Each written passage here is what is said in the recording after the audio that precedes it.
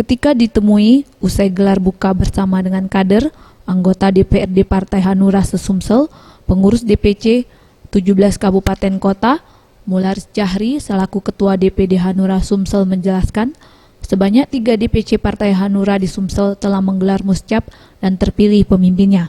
Dan ini melengkapi 9 DPC yang telah siap muscap. Tinggal 7 DPC lagi yang belum melaksanakan muscap.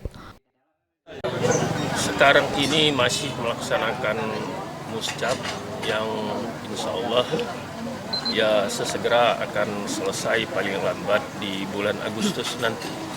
Ketika disinggung Pilkada Mubah, Mularis mengatakan pihaknya masih menunggu rekomendasi DPP terhadap 4 calon yang diajukan. Keempat nama tersebut yaitu Rahidin Haji Anang, Dodi Reza, Beni Hernedi, dan Ahmad Yani.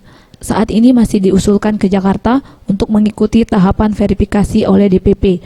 Akhir Juni sudah penetapan siapa yang akan dicalonkan melalui Hanura. Tim Liputan Sriwijaya TV.